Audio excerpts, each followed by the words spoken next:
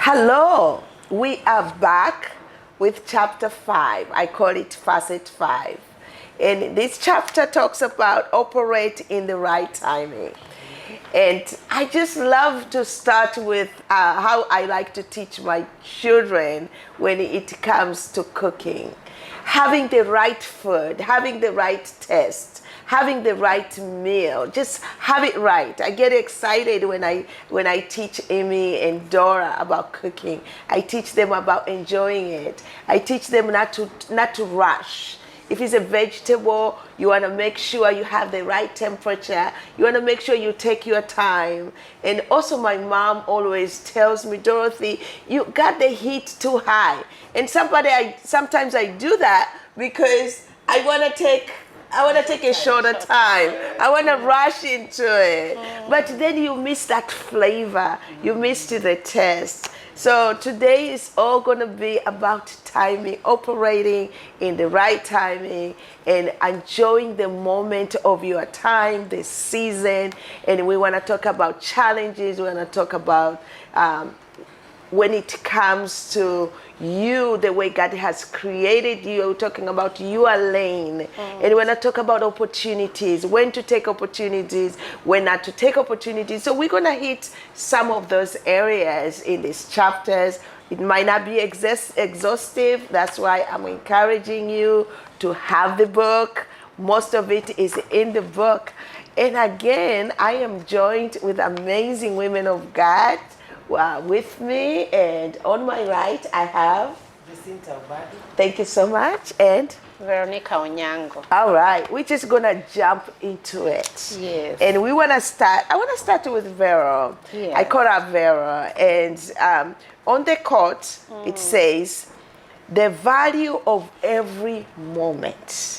When it comes to time, operating the right timing, I like the way you are so strong in relationships, building stronger in relationship. And I want you to talk a little bit about that phase of those who are single, and how they could consider their timing in doing things, and how they relate it to themselves, and also how their mindset on carrying out their lives at that particular season. Let's start with you.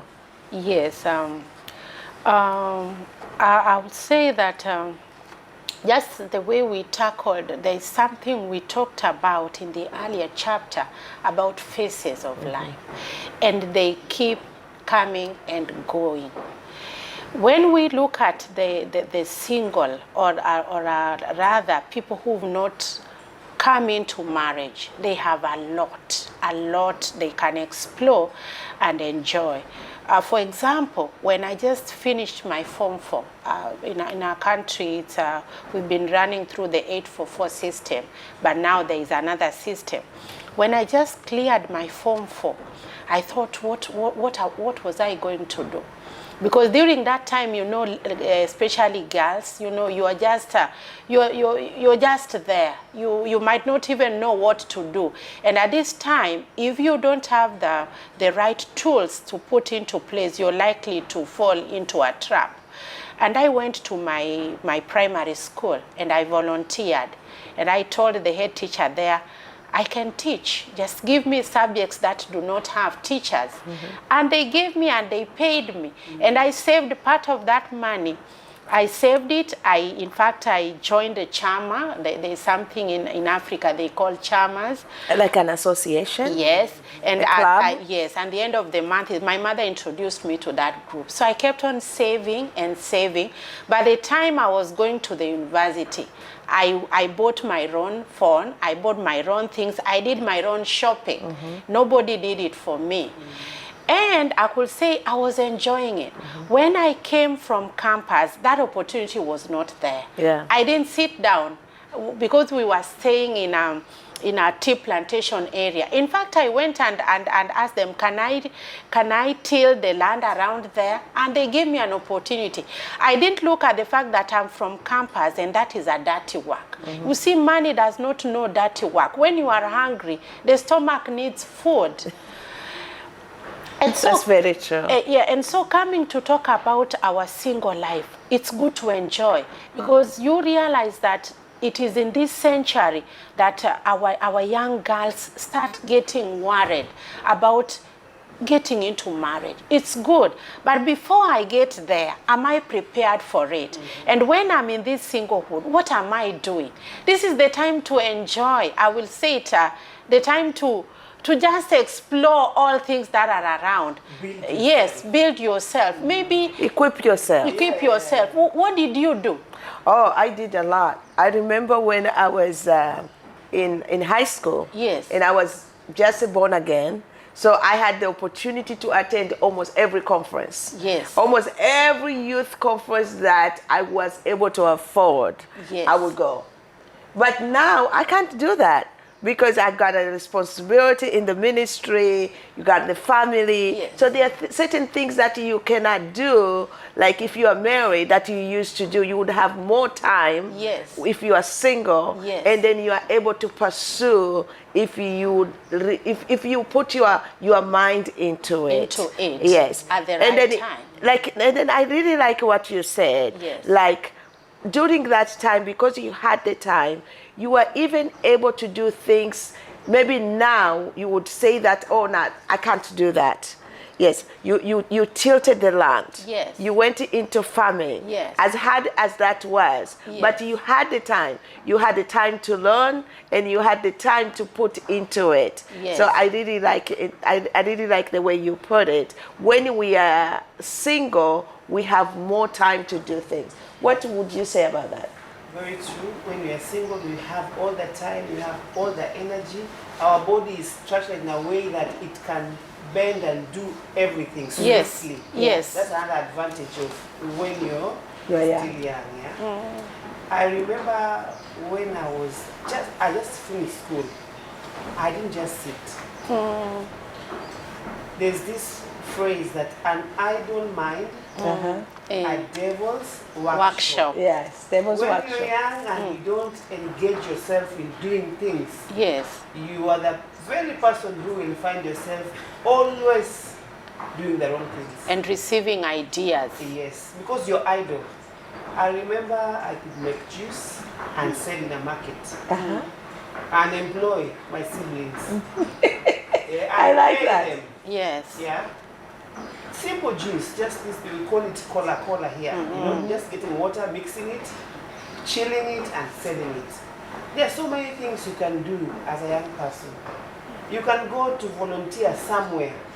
In that volunteering, you'll get lunch. Yes. Yeah? And get bus fare. You've not borrowed. You've not borrowed. Yeah. If you're doing nothing, you'll go borrow lunch to eat. Yes. You can't stay hungry. Yes. Unless you're fasting. So if you're not engaging in doing anything, especially the ladies, you just go to a man and buy him lunch, and nothing is given free. You men can attest to that. Nothing is given free. So if you engage yourself in, if you give yourself your singleness enough work to do, Yes. you will not regret it. Yes. You will not be bored. Yes. And you will not regret. Another thing, you're building yourself. Yes. You're building yourself. You are knowing who you are. So when the time for that marriage reaches, you will not go there not knowing who you are. You will enter into that marriage fulfilled, knowing Yes. that I'm coming here Yeah. to do this. Yes. But if you just lazy around and do nothing, when you enter there, you will still find nothing to do. That's And true. you'll be useless. That's Yeah. true. I like when you talk about building, you are equipping yourself. Yes. You are gaining skills. Yes. As you volunteer, there's a skill that you're going to learn. As you volunteer, there's something that you're going to gain. Yes. So that is an extra skill you're adding to yourself, and you're building up your portfolio, and you're Yes. building up your skill sets. Yes. And then you are equipping yourself even to be even better in the marketplace. That's true. So it's adding to yourselves. I remember Dr. Shallua volunteered to be, when he just finished high school, he volunteers like you did into teaching. And even later on, when he graduated, he's a professor. So he started equipping himself through volunteerism. Yes. So it does add a lot of skills, and because you have time, use it. Don't be an idle person. Yes, I could even wrap it up by saying pursue, look for scholarships. You know, when you are in marriage, even if you got a good scholarship opportunity, you have a family. There are several things that hinder you from pursuing your goals. You can get more skills in vocational training colleges. I love talking to girls when maybe they come from families where they are house girls and there are people who can do the family course, but they have a skill they will want to pursue. It is that time you can just go to that nearest college. You love cookery, pursue and learn how to cook Spanish food. You love embroidery. You can learn so much and explore because you have all time around. Yes. Yes. And at that time when you can pick a mentor, we talked about that. As you volunteer, as you engage yourself into different activities, it's also easy to know who can also mentor you into your own career. That's true. So it is during that time. Yes. But I also want to talk about operating in the right time when it comes to business. You have done a lot of contracts, you have done a lot of business ventures, and you know this concept that there are times you can be too slow or you can be too fast. And they both come with advantages and with disadvantages. But we just want to concentrate on operating on the right time. I want you to give us maybe a testimony, an example or something just to drive that home. Thank you, Doctor. When talking of operating at the right time, when the concept comes to you, when you have the vision, that is the right time. And when you start like procrastinating, you miss the opportunity. It is jumping out and doing the right thing. Map what you want to do, the steps that you want to take, and start doing something. It is the right time, that we agree, all of us. Start doing something. You're never too early, you're never too late. When you have the vision, step out there, follow the right steps to go into this dream that you have. The goals that you want to reach, start them. Immediately the vision comes to you. It's never too early, it's never too late. You're never too young, neither are you too old to start. Yes? That's perfect. So we say, I wrote something in the book which said, stop waiting for the perfect time. Stop waiting for the perfect time. We have people who make excuses. We have people who want things to be perfect.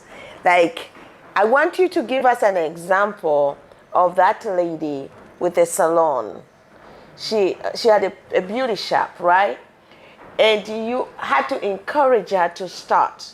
Talk about that, because it seems to me like she was waiting to have everything perfect in order to get this business started. But how did you encourage her and how did you help her to see how to start? And then you even encourage her to see this is the right time. Give us that testimony again. Thank you, Doctor. This lady had just given me a story of her life, what she wanted to do with herself. This is some time back. So, in fact, just yesterday, when I met her, I found out from her, what are you doing right now? She expressed to me she's doing nothing. So I went back to her story of the salon she wanted to operate. Mind you, she told me she has the dryers, she has the steamer, she has the roller, she has everything she needs for a salon. She even has a space, you know. So when we are beginning, she gave me reasons like she wants to repair the place and she wants to do this and do that. I found myself looking at her like somebody who wants to be perfect before she starts. So I encouraged her to wake up this morning and fix the dryer and start operating. I even gave her, even if one person walks in and washes the hair and dries, that is around 2,500 Tanzanian shillings. Yes. That is enough for that day and enough to encourage her to move on. Yes. So as we are talking, if she could be looking, she has opened it's never too late. Yes. And you will never say you want to put everything, in place. I have a testimony of how we began our business. I said we had every paper written down. We had the name of the company, we had registered with every registration that is required. Everything was in place, but there was no business for quite some time. But we never gave up. The idea came now, let's volunteer. The volunteering I gave is in the flat that I live in, a flat of 8 people. We had been disturbed by mosquitoes and mice. We call it rats. Yes. In fact, in my own apartment, they ate like a row of my t-shirts. In my own... In your own house? Yes, in my own house. Okay. But this was a problem. But I have the solution. Yes. Yes. So what I did, I came out. I solved the solution for everybody. As we speak now, there are no rats in our apartment. Wow. They never visit even our apartment. Because now it's not only done once, it's done regularly. Okay. But so do they now pay? now they are paying. Okay. But Now you they are started paying as volunteer. as volunteering, Okay. and they saw that it is possible. I don't know how long they had lived there with that problem, but when I went out to solve the solution and volunteering, I just told them, can I do this? I am able, I know how to do it. So they allowed me. I went ahead, trapped the mice, did the fumigation for the against the mosquitoes, and that's it. So I am paid to do it quarterly by them. Okay. You see? Yes. And then from there, I remember again, we went to another restaurant in town. Also had a lot of issues with the mice. That place we used to get breakfast in the morning. Most of the time we used to get breakfast there because my children were schooling very far. And after dropping them, I wouldn't want to go home. I was waiting at that place. So sometimes mice would pass 1 or 2. I also volunteered to help him. When the mice died, it became my contract. Wow. And from there, I got another one. So it's never too late to start. When you get an opportunity, use it. Find a way to start. Yes. Not always volunteering, but you can even tell them, I am good at this. Give me a try. Yes. Give them a course that is reasonable. Start. Knowing that you will do something good. Yes. Yeah, it's in your line.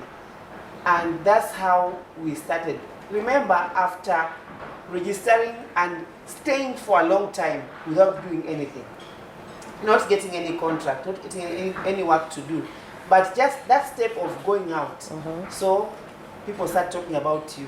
Go to so Word of mouth is very powerful. Yeah. Wow. Word of mouth. Wow. I want to come back to you because we want to hit on this issue of operating on your lane. Yes. Meaning, don't copy others. Don't go on the pace other people are going. And I liked you to talk about it because you have children and you are not afraid to say, look here, you come to my house, sometimes it's not going to be the cleanest house. Because you have just understood how to be you and how to operate you. Like I have 4 children, I have 4 little children. Yes, I'm a writer and I do business, but I'm going to do it my own way. I'm going to do it my own pace, and I'm just going to stay on my lane. I want you to kind of like drive that home to somebody out there who's being pressurized to do what other people are doing, especially us women, because sometimes you will find those super women. You know, sometimes we call ourselves that we can do multitasking. And is there a thing as really multitasking sometimes? But I really want you to drive that point home on how just to be you and to operate on your own lane as we are talking about operating in the right timing. Yes, thank you very much, Doctor. Some time back, I loved listening to a certain lady. Let me not mention her name. And she was encouraging ladies a lot to venture into a number of things. Of course, even biblically, we are encouraged to go out and do something. But I wanted to hear about what was she doing? Who was she when her children were younger? Yes. And one time she happened to speak about it. And she said that when I had my children in that younger age, I didn't do anything. My life was about these children. Yeah. I didn't have a maid. I didn't go for a number of activities. There are a number of things I sacrificed. Then I came to learn that if I take you at what you're talking to me at that time, I might lose my me. That means I need to do that thing at that time that needs me. Yes. If I'm going to rush and do what so-and-so is doing, I will be jumping from my lane and start going to her lane. And you know, if you've been watching athletics, you will see that everybody, especially the 100 meter, is very fast. Even if you're fast and you jump from your lane and you go to somebody's lane, you're disqualified. Yes. In fact, you're disqualified from that particular race. Yes. And it means that I have to maintain my lane, even if I am slow, according to people. But in my lane, that is where I'm supposed to be at that time. Only that I'm not supposed to block my ears and eyes from what's happening. If there is something I can do, yes. But if it is training me, I should not please someone for me to be in that particular position. Because what happens, I've been to conferences where this person will tell you, have time with your family or have time with your children. Tomorrow, this same person will tell you, go out and do this and that. So you have to gauge. Open a business. Yes, open a business. Do this and that. So if I am confused, if I want to please the speaker, I will drop my children. And tomorrow I'll be in the market. By the time I come back, those children again, where I've dropped them, something messy happened. Yeah. I'll give an example. One time, there was a training that was going on. This is my area. I really love it a lot because it involved training children and talking to them a number of values. With my 4 children, I left them with the house girl. That day, I don't know what happened. Things got out messy. For the first time, I called home. I usually never call. And my son was crying. When I went back, I knew it was something to do with that duty which I left, rushing to something else at the wrong time. And so I just called that other lady who had wanted my services and told her, for now, let's hold on a bit, something is messy. So what I want to encourage someone is move at your pace. Don't look at your peers. Most of the time you will have a call, hey, so-and-so, what have you done? They'll tell you, I've built a house, I'm doing this, and you are like, what about me? Yeah. What have I done? And so when the devil can bring in those negative thoughts until you feel you are not competent enough. Yes. Yet it is not your time. Yes. Stick to your lane. Stick to your lane. So long as you are doing the right thing, I'm sure you will reach there. It doesn't matter how long. Yes. When it will take time, because it says the vision will surely come. Even if it will take a long time. Yes. I believe. And I keep telling God, I know that before I die, I will have fulfilled my vision. Oh, wow. That's powerful. Yes. Before you die, that book will be out. Yes. Before you die, the second edition, Yes. whatever books God has put in you, I also believe will be finished. And for you, women of God, business women of God, I truly believe before you die, those contracts that you are seeing, the vision God has given you for the business, I truly believe God is going to help you to fulfill it. Now, we got to stay in our lane. Every purpose, every vision, every idea has a lane, has a pace. Yes. That's what you've been talking about. Understand your pace. If you understand your pace, then you will not be pressured by other people. And it is that pressure sometimes that make us do bad things or make wrong decisions. We want to take a risk. It's okay to take a risk.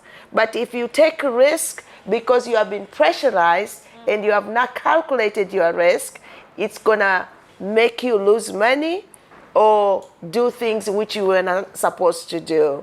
So always let us remember to stay in our lane as we are pursuing our vision and as we are operating in the right time and then also in the right pace. Everybody has a pace. So stick to your pace. I want to talk a little bit as we are coming to an end about excuses and then we also have the other side of spectrum that there are people who want to see everything perfect before they jump into an opportunity. You want to open a business, you want to start a ministry, but you want to make sure that everything is perfect. Does it work that way in the real world? I don't think so. And then we have other people who want to procrastinate. They will say, I'll do it tomorrow. Am I speaking to any one of us in those areas? Yes. Oh yeah, I will do it tomorrow. I will write that book tomorrow. I will go to that tomorrow. I will do just tomorrow. Everything is about tomorrow. But it is said, tomorrow never comes. As we are coming to a close of this chapter, I just want us to bring in our take on those, either procrastination, excuses. If whatever you have to say about that, you have a testimony, you can throw in and we'll bring this to a close. I will start with you. Thank you, Doctor. Excuses and procrastination normally makes us not reach our goal. You have no excuse. So long as you've got the vision, you have no excuse. We talked about money is not everything. It is you who is required in this vision. That is one key important thing to always remember. When you tend to procrastinate all the time, I will do it tomorrow, I will do it tomorrow, you will get lazy and you will never accomplish anything. I will do it tomorrow. Tomorrow I will do it tomorrow. Or you feel like I am not good enough for this. Yes, the vision has come to you, but you look at somebody else. This can be done better by so and so. That's also very wrong. Because the vision has come to you, the ability is in you. What we want from you is to take that first step. Yes. And you can do it. Yeah, most of the businessmen we talk about are not learned. Even the very, very big ones, they are not learned. But the vision that they had, some had the capital, they had to employ the right people. But there's something I want to bring in here. You know, this starting small is very important, and God has done it that way. When He was giving the children of Israel the land to capture, He was giving them small by small. Yes. Why? He said, if I give them all this, the wild animals will consume them. Yes. So it is small by small. You start small so that you can learn what to do at what time, how many staff to employ, who is the best for this. You know, there are so many things you learn when you start small. So don't fear starting small. Don't compare yourself to anybody. If you have time, follow that person you are really admiring. Ask them how they start. They will give you their story. They started small. So starting small is the key. Whoa, that's loaded. That's really loaded right here. I'm learning, I'm taking this in. Starting small is the key. What would you say as we are coming to the end of this chapter? Yes, thank you very much. I think what I've come to realize, as they say, the more you read, the more knowledge you get. And sometimes you might think that you know it all until you read another book. Yeah. Or sometimes you might feel that it's over until you are encouraged when you come across a given good article. And I think my take home from this particular topic is that I will wake up and start. I will stand and start. I'm not going to wait for tomorrow, because tomorrow will not come. Ooh, that's powerful. Yes, as we start, we'll start small. We have no excuses. Yes. We will not procrastinate. We don't have to wait for everything thing to be perfect. Every line, every dot to be on order. We're not going to wait for that. If it is to write a book, like Sister Vero here, she's writing while she still has her children who are small. Yes, it's not going to be every day because sometimes she's busy with the children. But she will do it whenever the opportunity comes, the time comes, she does it. The children are not the excuses. She's still continuing to write.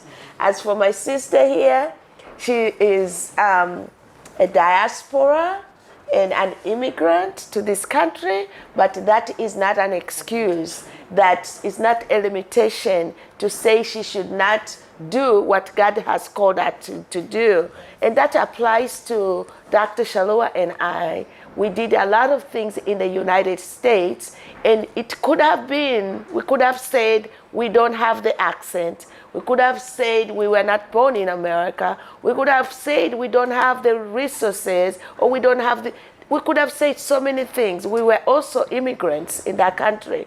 But we started with what God had given us.